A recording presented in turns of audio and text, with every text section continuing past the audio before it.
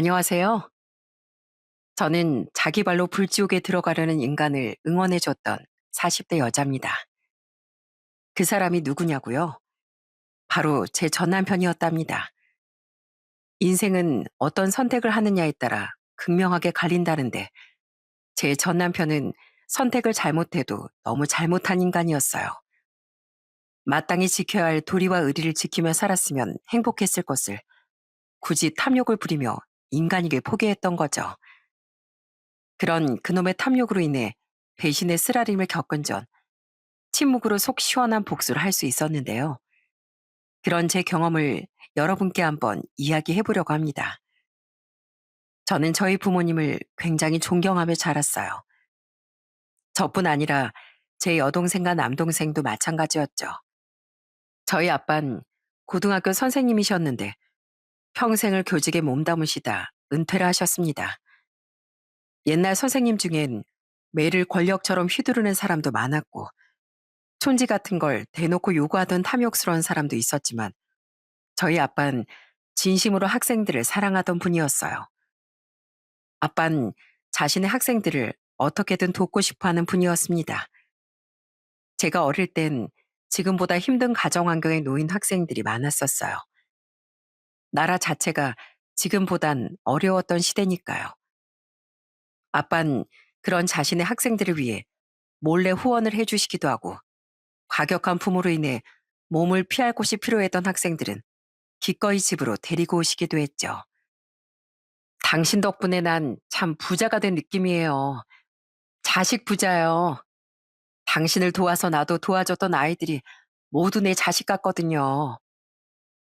저희 집은 어려운 편은 아니었지만 그렇다고 잘 사는 집도 아니었습니다. 그냥 자식 셋을 살림 아껴가며 키우던 평범한 집이었죠. 그런 형편에 자꾸만 학생들을 도우려던 아빠를 못마땅해 하실 수도 있었건만 엄만 그런 아빠를 자랑스러워 하셨어요. 엄마는 아빠와 함께 아빠의 학생들을 진심으로 아끼고 도와주며 자식들에게 아빤 존경스럽고 훌륭한 분이라는 말을 자주 해주셨습니다. 넌 좋겠다 얘. 선생님 내외 같은 분들이 부모님이어서 난 너랑 네 동생들이 진짜 부러워. 난 저런 부모님을 갖지 못했거든. 난 불행한 사람이야. 우리 아빠가 그러셨는데요. 좋은 부모님만큼 좋은 선생님을 만나는 것도 복 받은 거라고 하셨어요. 그러니까 언니도 불행한 사람 아니에요. 우리 아빠 좋은 선생님이잖아요. 맞죠? 제가 중학생 때인가 도움이 필요해서 한동안 저희 집에 머물게 됐던 아빠 반의 언니가 한 명 있었는데요. 너무 불행한 표정의 언니가 안타까워 열심히 머리를 굴려 위로의 말을 건네준 적이 있었습니다. 그때 그 언니는 피식 웃더니 고맙다는 말을 해주더라고요. 네 말이 맞네. 넌 조그만한 게 되게 의젓하다. 고마워. 나한테도 복이라는 게 있다는 걸 알려줘서. 언닌 제가 고운 마음을 가진 것도 모두 부모님께 감사해야 할 일이라고 말해주더군요. 그런 언니의 말처럼 저도 동생들도 늘 제대로 된 가치관을 물려주신 부모님께 항상 감사하며 자랐죠. 아빠에겐 은퇴 전이나 후나 졸업한 학생들이 한 번씩 찾아왔었는데요. 늘 아빠께 감사하며 은혜를 잊지 않던 아빠의 제자들을 보며 선함과 감사의 아름다움이 얼마나 귀한 건지 느낄 수 있었습니다. 존경하는 부모님 아래서 전 대학을 졸업하고 회사원이 되었어요. 공부에 욕심이 있던 제 여동생은 대학원을 졸업하고 외국계 회사에 취업을 했고 남동생은 아빠와 마찬가지로 교사의 길을 걷게 됐죠. 그리고 전 30대 중반의 나이에 작은 사업을 하던 3살 연상의 남편과 결혼을 하게 됐어요. 남편의 능력보단 저는 남편의 됨됨이가 참 좋았습니다. 남편은 꼭 이유를 찾아 제게 고맙다는 말을 자주 해주던 사람이었어요. 사과할 일이 생기면 정중하게 사과도 할 줄 아는 사람이었죠. 함께 하려면 그런 사소한 부분이 정말 중요하다고 생각했던지라 전 남편의 청혼도 기쁘게 받아들였었어요. 내가 혼자 시장에서 야채 장사하면서 재열이 얘랑 우리 딸을 얼마나 힘들게 키웠는지 모른다. 그래도 내가 그 시절을 꿋꿋이 버틸 수 있었던 건 우리 장남 재열이가 너무 착해서였어. 솔직히 우리 딸은 사춘기도 세게 겪고 지금도 좀 새침대기긴 하거든.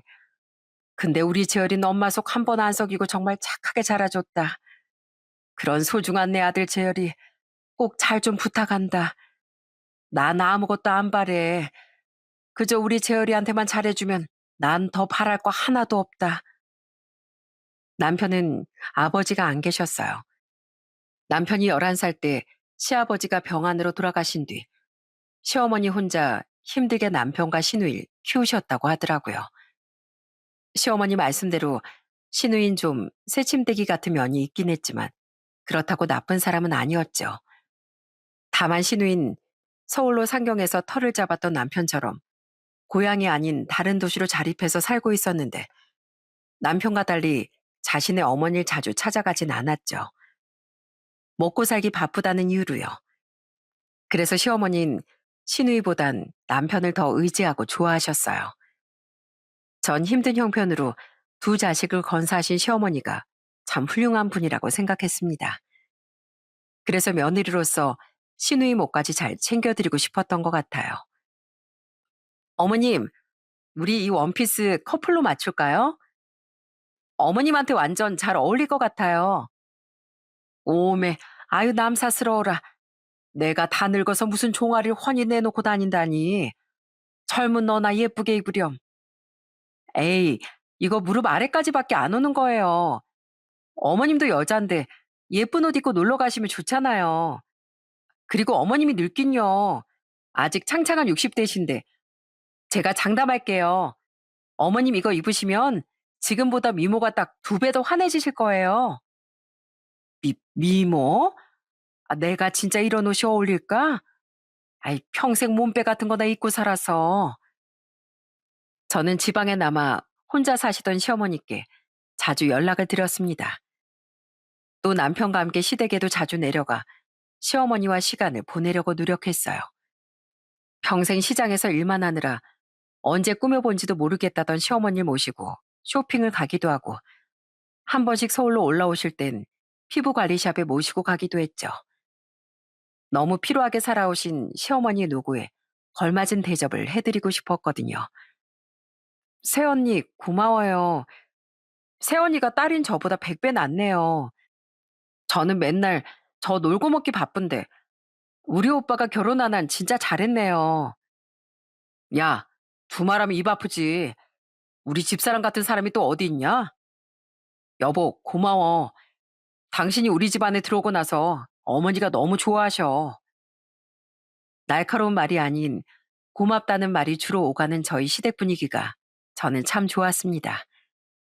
그렇게 화목했던 분위기는 저희 친정에서도 마찬가지였어요. 장인어른, 야구 한 번도 안 봐봤다고 하셨죠? 제가 장인어른 거랑 장모님 거까지 야구 경기표 구했는데 시간 좀 내주실 수 있어요? 가서 치킨도 먹고 맥주도 먹어요, 우리. 야구장? 재미나 보인다고 늘 생각은 했네만 나랑 자네 장모님 야구 잘 몰라. 괜찮습니다. 몰라도 재밌게 즐길 수 있는 데가 야구장이에요. 집사람도 야구 하나도 모른다고 했는데 저랑 가서 신나게 놀다 왔어요.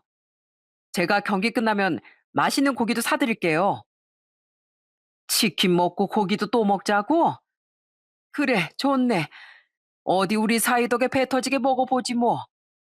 남편은 저희 부모님을 참 좋아했습니다.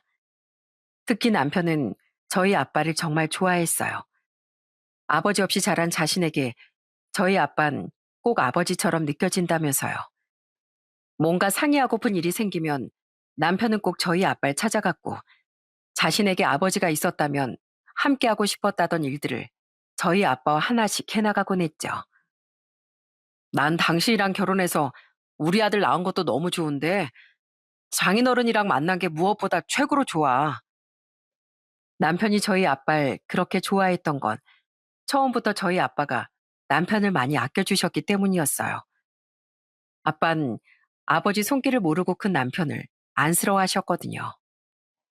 임서방, 내가 사업은 잘 모르지만 고충을 들어주는 건 얼마든지 해줄 수 있네. 남자는 원래 힘들 때 약한 모습 보이는 거 어려워하지 않나. 그럴 때 기대라고 있는 게 아버지일세. 난 항상 자네 편이니까 언제든지 찾아와. 소주 한 잔 먹고 싶을 때 수정이 없이 혼자 찾아와도 언제든 환영일세. 우리 사이 소주 한 잔 사준 일만큼 중요하고 즐거운 일이 또 어디 있겠나. 아빤 과거 힘든 사정에 있던 학생들을 챙겨주셨듯 남편을 따뜻하게 안아주신 겁니다. 게다가 자신의 사위였으니 또 얼마나 잘해주셨겠어요. 남편은 어떨 땐 장인어른이 보고 싶다며 처가에 가자고 제게 종종 조르기도 했죠. 축하합니다, 사돈. 이제 자식들 다 시집장가 보내셨으니 한결 마음이 편하시겠어요.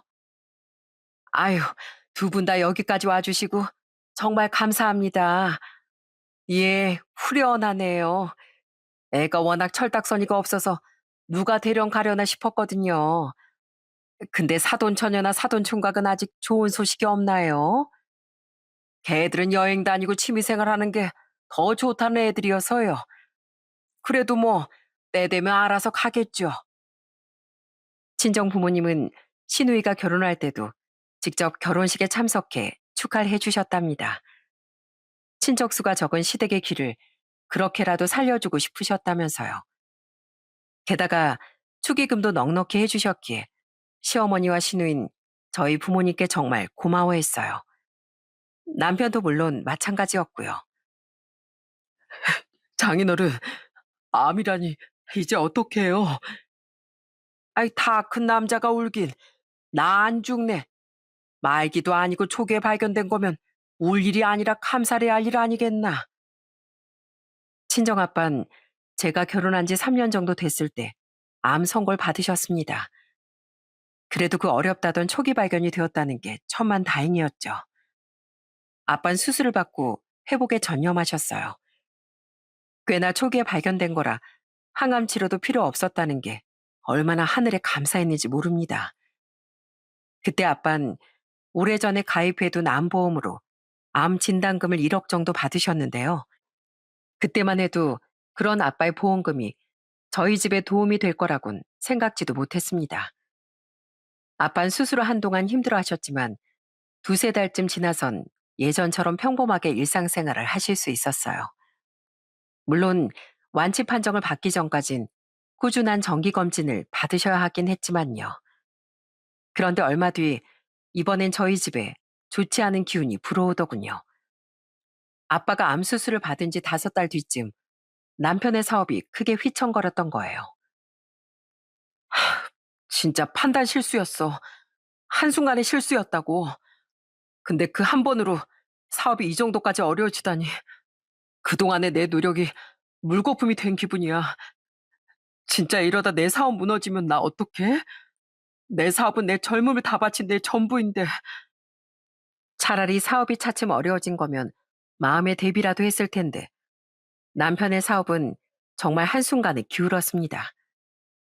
그동안 천천히 성장해오던 사업이었는데 딱 하나 어긋난 일이 마치 나비효과처럼 퍼지더니 결국 여기저기서 연쇄적으로 문제가 터져버렸거든요. 당장 저희가 가지고 있던 돈으론 막기가 힘든 상황이었기에 전 남편을 도울 길이 없어 발만 동동 굴렀죠. 심지어 남편은 지푸라기라도 잡으려는 심정으로 시누이와 시어머니에게까지 도움을 요청했었는데요. 시어머니는 당연히 그럴 형편이 되지 않으셨고 시누이도 미안하다는 말밖에 돌려주지 못했어요. 여보, 조금이라도 밥 좀 먹어봐. 내가 먹기 편하게 죽 끓여놨어. 어? 입맛 없어. 안 먹을래. 당장 당신이랑 우리 아들까지 힘들게 만든 내가 먹을 자격이나 있겠어? 왜 그런 말을 해? 당신이 일부러 그런 것도 아니고 잘 살아보려고 노력하다 그런 거잖아. 뭐라도 먹어야 힘을 내서 빚을 갚고 살든 회사를 다시 살리든 하지. 미안해. 근데 나 지금은 정말 입맛이 없어. 아무것도 안 하고 싶어. 나 좀 내버려둬. 남편은 날이 갈수록 식음을 전폐하고 말라갔습니다. 어떻게든 사업을 지켜보려 아침 일찍 나갔다가 저녁 늦게 들어오긴 했지만 상황은 계속 암담해졌으니까요. 그러던 어느 날 친정 부모님이 저희 아들의 생일을 맞아 식사를 하러 집에 오셨더군요. 우리 유난히 생일인데 너희가 밥 먹자는 소리 한 번 안 해서 우리가 먹을 것 좀 포장해서 왔다. 근데 수정이 네가 와도 된다고 해서 오긴 왔다만 임서방 낯빛이 왜 이렇게 안 좋은 거야? 임서방도 우리 와도 된다고 했다며. 자네 어디 아픈가? 그러게요. 우리 사이 마르기도 너무 말랐는데요. 그러니까 말이야. 임서방, 자네 무슨 일 있나? 그게요, 장인어른. 남편이 걱정됐지만 남편도 괜찮다길래 전 친정 부모님을 집으로 초대했는데요. 친정 부모님은 몰골이 엉망이 된 남편을 보자마자 걱정을 하며 물으셨습니다. 남편은 퀭해진 눈으로 저희 아빠를 보더니 서름이 터진 모양이었어요. 남편은 눈물을 왈칵 터뜨리며 아빠에게 하소연을 하기 시작했죠. 어떻게든 망하는 것만은 막으려고 이리 뛰고 저리 뛰고 해봤는데요. 이젠 정말 틀린 것 같아요. 고민 끝에 대부업에라도 손을 대려고 해봤는데 또 그건 너무 무섭더라고요. 저는 괜찮은데 저 때문에 집사람이랑 저희 애까지 더 힘들게 만들 것 같아서요. 아휴, 자네가 마음고생이 심했겠구만. 네, 장인어른, 제가 무리한 욕심을 부린 것도 아니고 그냥 딱 평생 힘들게 사신 저희 어머니께 효도하고 우리 유난히 부족함 없이 키울 정도, 딱 그 정도로만 잘 살고 싶어서 얼마나 노력했는데 제가 욕심을 부리면 얼마나 부렸다고 이런 날벼락을 맞아야 돼요. 저 정말 너무 서럽고 힘들어요, 장인어른. 하늘이 원망스러워요. 그래, 가장은 이럴 땐 하늘이 무너지는 것 같은 법이지. 자네 마음 다 아네. 평소에도 아빠를 많이 의지했던 남편은 아빠의 위로를 받으니 눈물이 더 주체가 안 됐었나 봅니다. 그날 남편은 제 앞에서보다 훨씬 많이, 훨씬 오래 서글프게 오열했었죠. 그런 남편의 모습이 저희 부모님은 정말 안쓰러우셨던 모양입니다. 며칠 뒤 아빤 다시 저희 집에 찾아오셨어요. 그리고는 아빠의 말씀에 저와 남편 모두 눈이 휘둥그레지고 말았죠. 얼마를 도와주신다고요, 장인어른? 2억 5천. 내 암 진단금으로 나온 1억에 우리 돈 1억 5천 정도 더 보태면 그 정도 도와줄 수 있을 것 같네. 아빠, 너무 감사한데요. 정말 괜찮으시겠어요? 너무 큰 돈이잖아요. 그거 엄마 아빠 노후자금일 텐데. 난 연금도 나오지 않니? 우리 사이가 지금 중내사내하고 있는데 장인이 돼서 어떻게 가만히 있겠나? 임서방, 이 정도면 자네 섭 살리는데 보탬이 좀 되겠어? 되다마다요. 정말 감사합니다, 장인어른. 정말 큰 힘이 될 겁니다. 그 정도면 급한 불은 끄고도 남을 수 있다고요. 저 진짜 확 접시물에 코박을 생각까지 했었는데 장인어른께서 절 살려주신 거예요. 감사합니다. 정말 감사합니다. 예, 이 사람. 어디서 접시물 같은 소리를. 그렇게 힘들었으면 나한테 먼저 찾아올 것이지. 너무 죄송해서. 내가 힘들 때 나 찾아오라는 말을 내가 괜히 한 줄 알았어? 난 자네가 분명 다시 일어설 수 있을 거라고 믿네. 그러니까 시금전폐도 그만하고 다시 힘내서 잘해봐. 위기를 넘기면 기회가 또 찾아오는 법이야. 네, 장인어른. 제가 이 돈은 꼭 갚겠습니다. 절대 이 은혜 잊지 않겠습니다. 감사해요, 아빠. 정말 감사합니다. 그렇게 아빠의 도움으로 남편의 사업은 위기를 넘길 수 있었어요. 너무 죄송하고 감사했죠. 그리고 갑자기 무너졌었던 남편의 사업은 그 위기를 넘기자 더 큰 기회를 잡을 수 있었어요. 아빠의 말씀이 정말이더라고요. 그 결과 남편의 사업은 위기 이전보다 더 승승장구할 수 있었고 남편은 이자까지 쳐서 아빠의 도움을 전부 갚았습니다. 거의 사람 참, 이장 괜찮다니까. 아닙니다, 장인어른. 장인어른이 도와주시지 않았다면 애초에 저희 회사는 무너졌을 거예요. 장인어른은 제 생명의 은인이나 다름없습니다. 정말 감사했습니다. 제 동생들도 제 남편이 참 양심적인 사람이라고 말하더군요. 도와주면 입 싹 닫고 안면몰수하는 사람들도 많다는데 역시 형 보는 사람이 참 괜찮은 것 같아. 언니가 사람 보는 눈이 있었네. 동생들도 저희 부모님도 저까지도 모두 제가 보는 눈이 탁월했다고 생각했는데요. 사람 일이라는 게 참 알다가도 모를 일이더군요. 그렇게 사업이 전보다 더 승승장구하고 아빠의 돈까지 다 갚은 뒤 언젠가부터 남편의 욕심이 점점 커지는 거예요. 여기서 조금만 더 노력하면 더 떵떵거리면서 살 수 있을 것 같은데 자금이 부족해 자금이. 어디 하늘에서 돈벼락 안 떨어지나? 그런 거 있으면 나도 좀 맞아보고 싶네. 나 농담하는 거 아니야. 내가 사업을 좀 해보니까 난 이 정도에서 멈출 인재가 아니더라고. 든든한 뒷배만 생기면 사업체도 몇 개 더 차리고 한 준재벌은 될 수 있을 거야. 우선 인맥을 좀 넓혀야겠어. 골프도 좀 치고 술도 비싼 바 같은 데만 돌아다니다 보면 나도 급에 맞는 인맥을 쌓을 수 있지 않을까? 그럼 자연스레 돈줄도 좀 구할 수 있을 거고. 남편은 급이 올라가려면 그 급에 맞게 자기 투자도 해야 한다며 전에 없던 사치까지 부리기 시작했어요.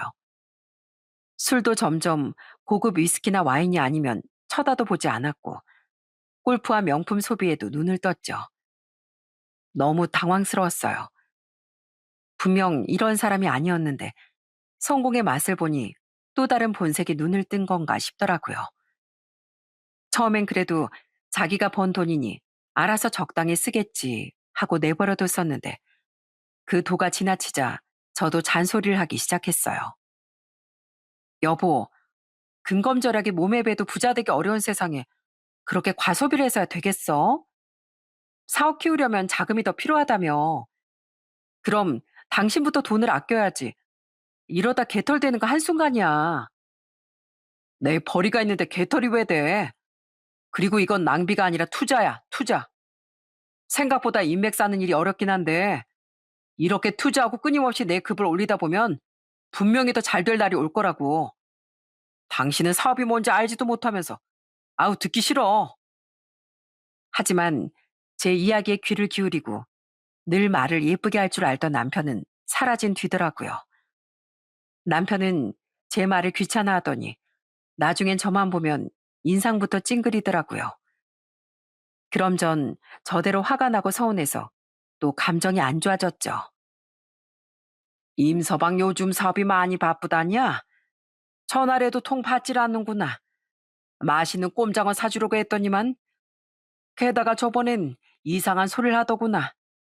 자긴 이제 소주 같은 거 안 마신다나 뭐라나.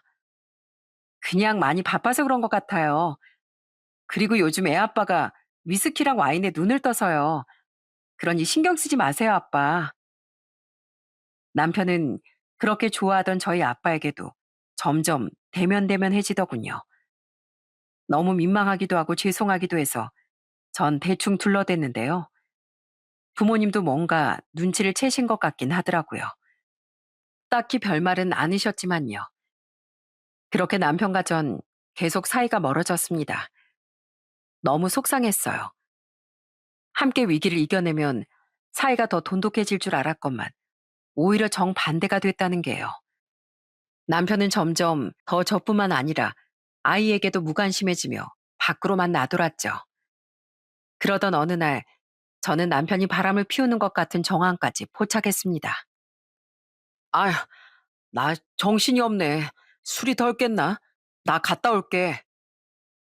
어느 날 아침 전날 늦게까지 술을 마시고 들어온 남편은 오전 일찍 잡혀있는 미팅에 늦었다며 허둥지둥 집을 나서더군요. 그런데 어찌나 정신이 없었으면 휴대폰을 거실 탁자 위에 두고 간 모양이더라고요. 저도 출근과 아이 어린이집 등원 준비를 하느라 서두르고 있었는데 탁자 위에서 울리던 진동 소리에 그 사실을 알게 됐죠. 화면을 보니 김민호라는 사람에게 전화가 걸려오고 있었어요. 전 우선 전화를 받지 않았는데요. 개구쟁이인 저희 아들이 그 전화를 확 받아버린 거예요. 어머, 유나나, 아빠 전화 이리 줘. 깜짝 놀란 전 우선 아들의 손에서 휴대폰을 가져왔습니다. 아무리 사이가 멀어졌다고 한들 그래도 제 남편이었으니 혹시 사업상 중요한 사람일까 싶어 걱정됐던 거죠. 그런데 분명 김민우라는 남자 이름으로 걸려온 전화였건만 휴대폰 너머에선 웬 여자 목소리가 들리더라고요. 오빠, 출근했어? 여보세요? 깜짝 놀랐습니다. 그 여잔 저와 저희 아들의 목소리를 못 들은 모양인지 제 남편을 향해 오빠라고 부르고 있었어요. 그 순간 휴대폰을 가지러 다시 집으로 들어왔던 남편이 제 손에서 휴대폰을 탁 낚아채더라고요. 내가 정신이 없긴 없었나 봐. 휴대폰을 깜빡했지 뭐야. 근데 왜 남의 전화를 받고 그래? 뭐 들었어? 듣긴 뭘 들어. 그리고 내가 안 받았어. 유난히가 통화 버튼 눌렀길래 내가 얼른 받아서 막 끊으려던 참이었지. 근데 뭐 찔리는 거 있어? 뭘 그렇게 확 뺏어가고 그래? 찔리긴 뭐가 찔려. 중요한 사업 파트너 전화라. 혹시 실수할까봐 빨리 가져온 거지. 나 간다. 너무 의심스러웠는데요. 저는 우선 기지를 발휘해 시치미를 뚝 뗐습니다. 평소 이런 사연들을 접해본 결과 증거를 잡을 때까지 모른 척하는 게 현명한 대처라는 생각이 들었거든요. 역시나 뭐가 있는 건지 남편은 절 떠본 뒤 안심하곤 다시 집을 나가버렸죠. 그 여자의 번호도 제대로 보지 못했던 전 어떻게든 남편의 뒤를 캐봐야겠다는 생각이 들었어요. 그래서 그날 출근한 뒤 일에 제대로 집중도 하지 못한 채 흥신소에 대해 알아봤습니다. 사실 뒷조사나 그런 걸 어떻게 하는 건지 잘 알지도 못했었는데 이런 사연들을 들어보면 많이들 흥신소, 심부름센터 같은 곳을 이용하는 것 같았거든요. 그래서 무작정 괜찮은 것 같은 업체를 찾아봤던 거죠. 그리고 전 그날 퇴근한 뒤 한 흥신소에 찾아가 남편의 뒷조사를 의뢰했습니다. 남편이 수상해서요. 아무래도 바람을 피우는 것 같은데 좀 알아봐 주시겠어요? 의뢰 결과 받기까진 그리 오래 걸리지 않더라고요. 결과 기다리는 내내 전 간절한 마음으로 제발 제 의심이 들어맞지 않길 기도했었죠. 아무리 사람이 변했다고 해도 바람까지 피웠을 거라곤 믿고 싶지 않았거든요. 그럼 저희 아이에게도 너무 큰 상처가 될 테고 저도 여자로서 너무 참담할 것 같더라고요. 하지만 불안한 느낌은 역시나 틀리는 법이 없었어요. 의뢰 결과 남편은 역시나 바람을 피우고 있던 게 맞았더라고요. 딱히 직업은 없는 여자고요. 나이 사모님보다 3살 어리네요. 그러니까 임재월 씨보단 6살 어린 거죠. 좀 캐보니까 그 두 사람 술집에서 만난 것 같던데요. 네? 그럼 이 여자가 뭐 술집에서 일하기라도 한다는 거예요? 방금 백수라고 하셨잖아요. 그런 술집이 아니고요. 거기서 임재열 씨가 그 여자랑 헌팅을 한 것 같더라고요. 그 남편 친구분 중에 이혼한 사람이 한 명 있던데 김영재라고 맞나요? 맞아요. 바람 피워서 이혼당한 사람 하나 있어요.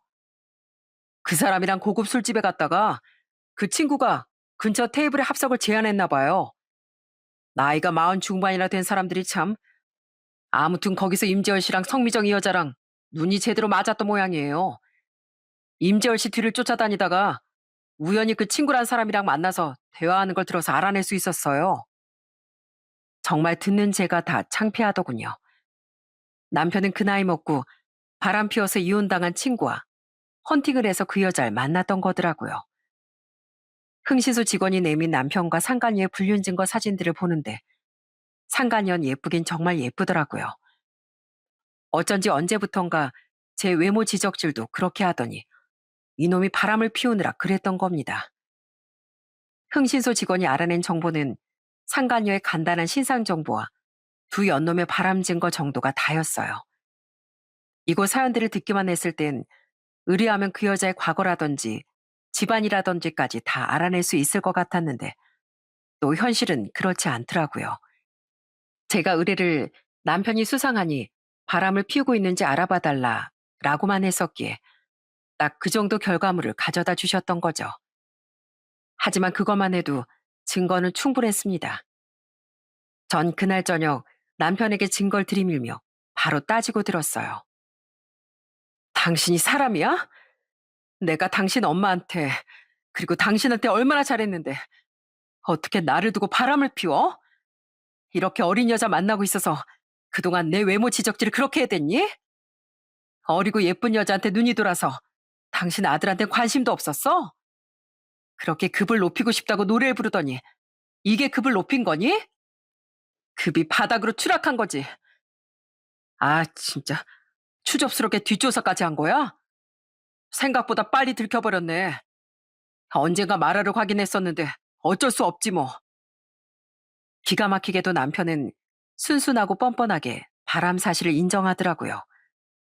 심지어 미안하다는 말도 없이 절 비하하기까지 하면서요.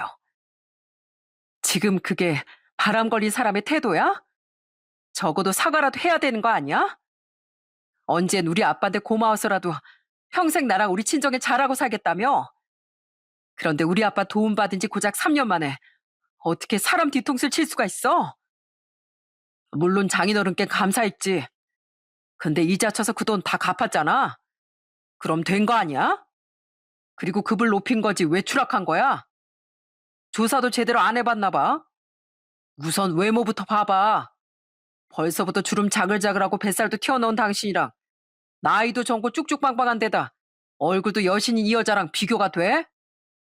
그 여자 과거에 승무원까지 했다던 사람이야.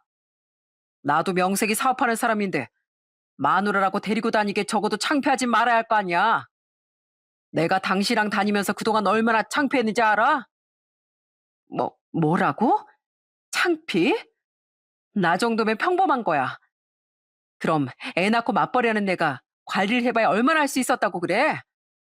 언제 나 좋다고 그렇게 쫓아다니더니 어디 이제 와서 외모 지적질이야? 그때 난 예쁜 여잔 TV에서만 주로 봤으니까 뭘 몰랐던 거지. 원래 성공하면 마누라 얼굴이 바뀌는 거라고 그랬어. 그래서 마누라 얼굴 좀 바꿔보겠다는데 뭐가 문제야? 꼬우면 당신도 성공해서 젊고 잘생긴 새 남편 만들던가. 아유, 됐고. 난 기왕 이렇게 된 거 당신하고 이혼하고 그 여자랑 재혼할 거야.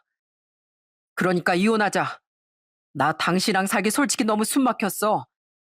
뭐 교사 딸 아니랄까 봐. 뭐만 하면 훈계질해. 지가 다 맞는 척 잘난 척. 진짜 짜증났다고. 그날 남편은 술에 취해 들어왔었는데요. 그래서인지 제게 막말을 너무 심하게 하더라고요. 게다가 그놈은 제가 캐묻지도 않은 말까지 술술 해대더라고요. 번 돈을 그럼 고스란히 사치에 쏟아붓는데 내가 부부로서 쓴소리도 못해? 그리고 뭐? 마누라를 바꿔?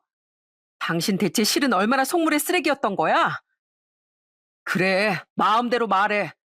어차피 이혼할 마당에. 아무리 그래봤자 당신은 그 여자한테 안 돼. 내가 그 여잔 당신보다 훨씬 급이 높다고 했지? 그 여자 아빠가 뭐 하는 사람인 줄이나 알아? 나랑 똑같은 사업가야. 중고차 수출해서 돈 버는 사람이라고. 그러니 당신 아빠랑은 급이 다르지. 나 이미 사위로 인정까지 받았어. 벌써 장인어른 사위하고 서로 부른다고.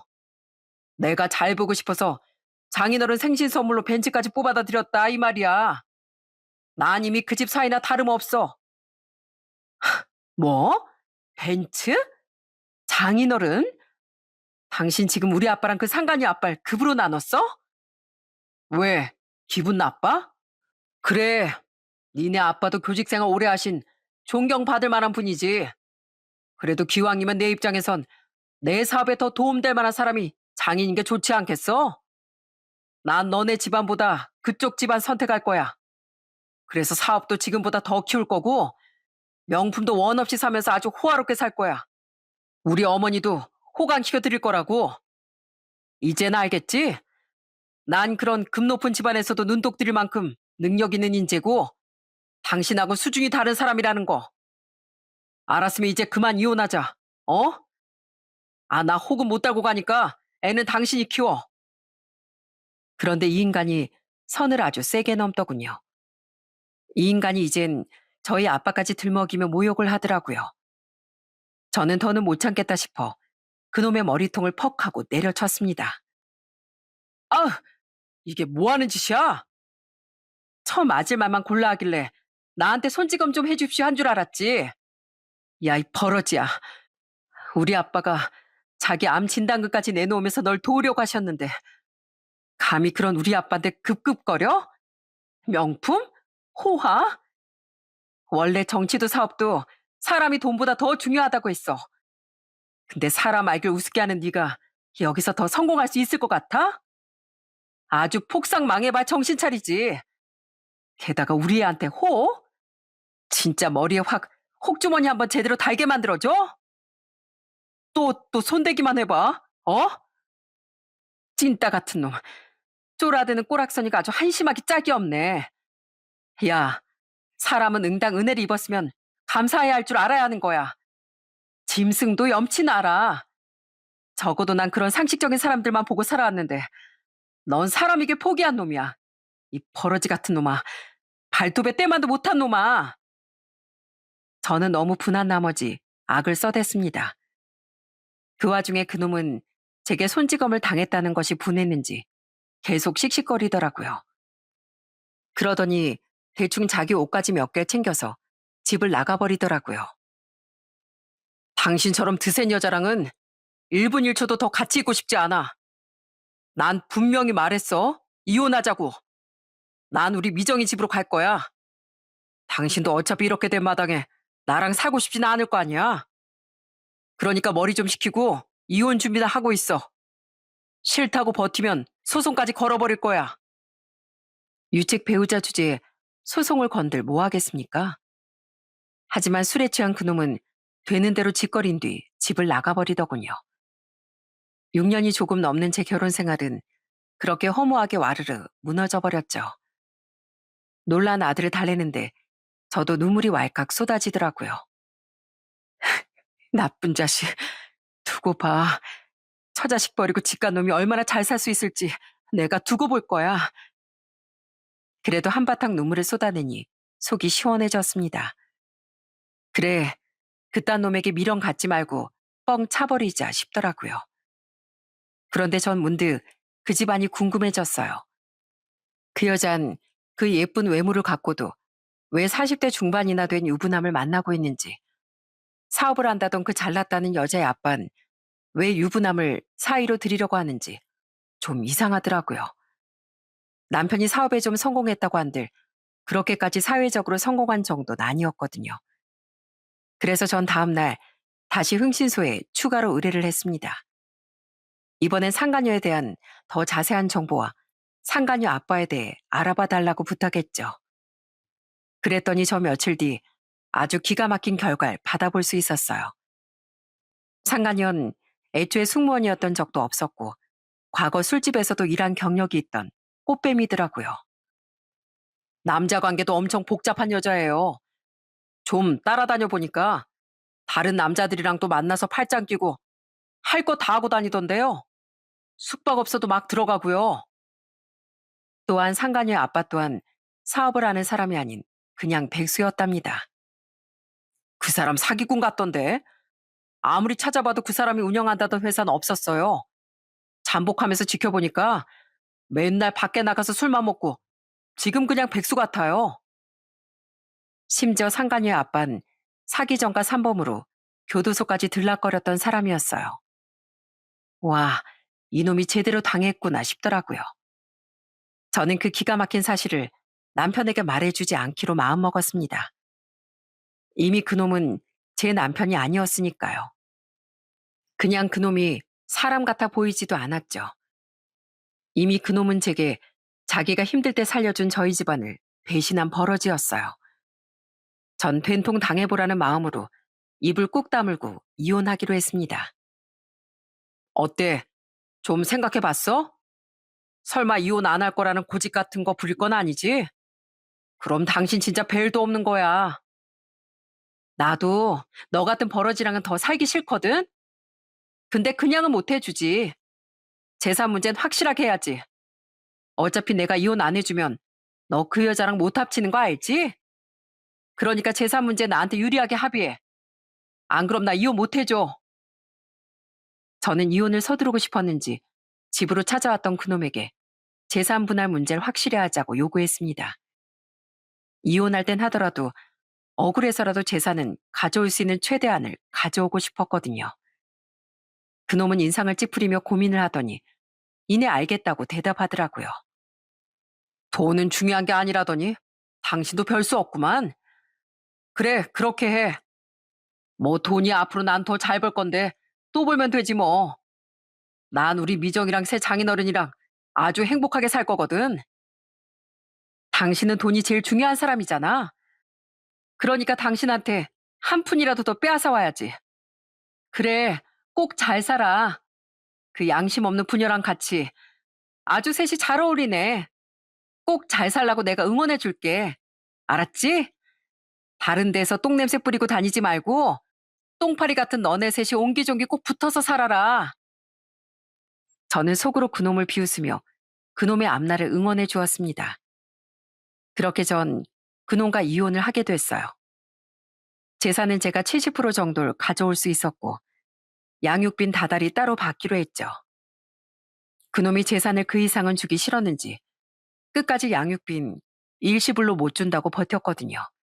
그게 아쉽긴 했지만 저는 상간녀에게 따로 소송을 걸어 위자료를 받아내는 것으로 그나마 아쉬움을 덜 수 있었네요. 아, 한 번은 상간녀를 따로 찾아가 제가 가지고 갔던 구정물을 끼얹기도 했었는데요. 상간녀는 눈도 하나 깜짝하지 않더라고요.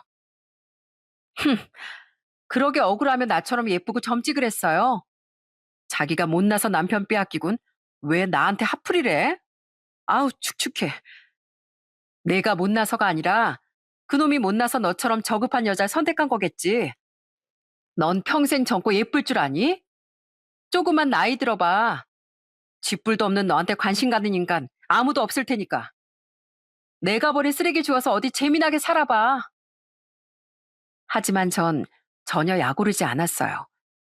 어차피 그 여자의 저급한 실체를 알고 있었기에 이미 저보다 못한 인간이라는 생각을 가지고 있었거든요.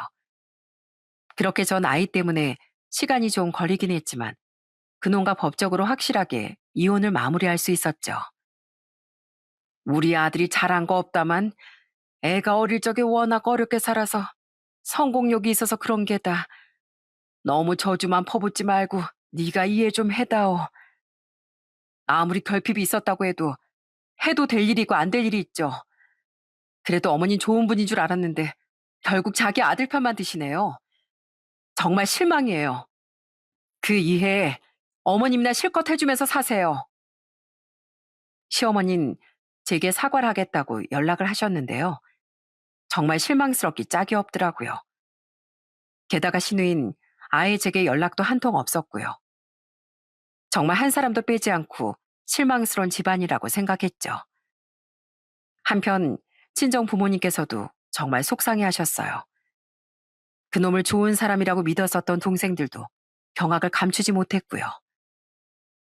에휴, 나도 오래 살았지만 사람은 정말 알다가도 모르겠구나. 그나마 내가 빌려줬던 돈은 진즉 돌려받아서 다행이지. 좋은 마음은 늘 좋은 마음으로 되돌아오는 줄 알았는데 아직도 세상을 다 알기엔 내 노련함이 부족했나 보다. 우리 딸 가슴에 피멍이 남았겠구나. 괜찮아요. 지난 일에 계속 매여 있어서 뭐 하겠어요. 그냥 인생에 꼭 필요한 경험이었다고 생각하려고요. 저한텐 아직 우리 유난이가 있잖아요. 저는 친정 식구들에게 더한 걱정을 끼치기 싫어 더 씩씩한 모습을 보이려 노력했습니다. 이후 전 친정으로 들어가진 않았지만 가족들의 위로와 도움을 받으며 이혼의 아픔을 이겨냈어요. 그런데 이혼이 확정된 이후 한 5개월이 지나자 전 남편이 갑자기 양육비를 보내지 않더라고요. 전 이놈이 양육비를 떼어먹으려나 싶어 바로 전화를 걸었는데요. 그때 아주 통쾌한 그놈의 근황을 듣게 됐습니다. 내가 안 보내고 싶어서 안 보냈겠어? 나 그 분이한테 완전히 사기당했어. 완전 꽃뱀이었다고 그 여자. 전 남편이 말하길 분명 전 남편과 살림은 합쳤는데 상간녀가 계속 외박을 하고 밖으로 나돌았다더군요. 자기 어머니에게 인사를 하러 가자 혼인신고를 하자고 해도 차일필 미루면서요. 게다가 그 상간녀의 아빤 갑자기 사업 자금이 사정이 생겨 융통이 안 되고 있다며 몇 번이나 돈을 빌려갔다고 하더라고요. 금방 자금길 뚫릴 거라고 그때 무조건 kop절로 갚아준다고 해서 돈을 빌려줬거든. 내 사업 자금까지 손대서 말이야. 근데 그 장인은 갚을 생각도 없는 것 같고 그 여잔 자꾸 밖으로만 놔돌고 너무 이상하더라고. 그래서 내가 뒷조사를 좀 해봤는데 그 여자 술집 여자 출신의 완전 꽃뱀이었더라. 친구 만나러 간다더니 맨날 다른 남자 만나면서 바람까지 피우고 있었더라고. 게다가 그 여자 아빠는 사업가는커녕 사기 전과 삼범이었어. 나 완전 작업당했던 거야. 전 남편이 모든 사실을 알았다는 걸 눈치채자 그 부녀는 바로 야반도주를 해버렸다더군요. 뒤늦게 신고는 했지만 전혀 덜미를 잡을 수가 없었다네요. 상간녀에게도 많은 돈을 퍼부은 데다 사업 자금까지 빼서 상간녀 아빠에게 돈을 계속 빌려줬던 전 남편은 지금 자기 사업이 망하기 일보 직전이라며 징징대더라고요. 그래서 양육비를 못 보내준 거라면서요. 저는 통쾌한 심정으로 대답했죠. 그래? 그거 안 됐네. 근데 난 그 인간들 정체 이미 다 알고 있었는데. 뭐? 근데 왜 나한테 말을 안 해줬어? 내가 왜 말을 해줬어야 되는데? 너는 내 뒤통수 쳤으면서 난 그러면 안 됐니? 아니 사실 난 뭐 한 것도 없어. 그냥 입만 다물고 있었을 뿐이지. 아니 대체 언제부터 알고 있었어? 당신이 그 여자 아빠한테 벤츠 사줬다는 말 듣고 나서 조사해봤지. 아무래도 뭔가 이상해서. 야, 그 여잔 처음부터 너한테 진심도 아니었어. 넌 그냥 얼굴만 믿고 남자 돈 뜯어내는 그 꽃뱀한테 물린 호구원. 아니지. 그 여자가 너 말고도 만나는 남자가 얼마나 많았는데? 한 호구 4쯤 되겠다. 너는 그 꽃뱀한테 4번 호구 정도밖에 안 되는 존재였던 거야. 알겠냐, 이 한심한 인간아? 아주 고소하다, 고소해. 뭐? 아니, 당신 진짜 너무한 거 아니야? 그래도 내가 유난히 아빠인데 어떻게 남의 인생 망하는 걸 그냥 가만히 구경만 하고 있을 수가 있어. 내가 고작 6개월 만에 이 꼴 되면서 얼마나 힘들었는데. 은혜를 원수로 갚는 인간 앞에 그럼 은혜로운 길이 펼쳐질 줄 알았니? 그러니까 진즉 사람답게 살았어야지. 야, 네 인생 망한 건 내 알 바 아니고 내가 일시불로 양육비 달라고 했을 때 너 바득바득 싫다고 고집부렸지? 그때 네 말에 책임져. 어떻게든 양육비 마련해서 보내라고. 안 그럼 나랑 법정에서 얼굴 보게 될 줄 알아? 알았어? 끊어. 고작 이혼이 마무리되고 6개월 만에 전 남편은 나락으로 떨어졌더군요. 저는 그런 그놈을 실컷 비웃어줬습니다. 그리고 양육비에 대해 경고를 남기고 전화를 끊어버렸죠. 그 뒤 그놈은 조금만 봐달라는 식으로 또 연락을 해오긴 했었는데요. 제가 단호하게 나가자 어찌저찌 돈을 구해 양육비를 보내긴 하더라고요. 그렇게 지금은 시간이 좀 더 흘렀습니다. 전 남편의 회사는 결국 망했다고 해요. 지금은 신용불량자가 되어 딱히 직장을 구하지도 못해 지방에서 일용직 일을 하며 숙소 생활을 하고 있다네요. 시모도 그놈을 도와줄 형편은 되지 못했기에 그놈은 그렇게 양육비를 벌며 처량하게 살고 있다고 합니다. 감사함을 잊은 인간의 처참한 최후였죠. 지금 전 저희 아들을 키우며 아주 잘 살아가고 있습니다. 부모님과 동생들의 따뜻한 배려 덕에 제 이혼의 아픔도 이미 다 아물었죠. 물론 그놈의 배신과 이혼은 제 가슴에 큰 흉터를 남기긴 했어요. 그래도 전 그 흉터를 내 인생을 구제해준 고마운 흔적이라고 생각하고 앞으로의 나날을 살아가려고 합니다. 그런 놈은 그때 바람을 피우지 않았더라도 언젠간 저를 배신했을 인간이라고 생각하니까요. 그리고 그런 인간과 계속 함께 살았다면 저희 아들도 그놈과 더 닮아갔을 거라고 생각하고요. 그러니 더 늦기 전에 이렇게 각자의 길을 걷게 된 것이 오히려 다행이라고 여기고 있습니다. 이곳에 사연을 보내는 분들의 이야기를 들어보면 저처럼 배신의 아픔을 겪은 분들이 많은 것 같은데요. 모두 현명하신 분들이라 과거 따윈 돌아보지 않고 앞으로의 행복을 위해 씩씩하게 살아가고 계신 것 같더라고요. 저도 그런 멋진 사람이 되고자 앞으로 더 힘차게 살아가 보려고요. 저를 아껴주는 부모님과 동생들, 그리고 날이 갈수록 착하고 건강하게 자라주고 있는 아들, 그리고 저 자신을 위해서 말입니다.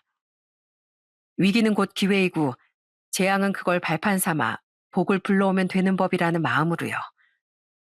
혹시 제 사연을 듣고 계신 분들 중 저와 비슷한 아픔을 겪은 분이 있다면 우리 함께 지금을 이겨나가자고 말씀드리고 싶네요. 어차피 마음을 악하게 쓰는 사람은 알아서 천벌을 받는 법이니 더는 원망과 증오에 사로잡히지 말고서 말입니다. 그런 곳에 허비하기엔 우리의 인생은 너무 값진 존재니까요. 그럼 전 여기서 이만 제 사연을 마무리해 볼게요. 끝까지 들어주셔서 정말 감사합니다.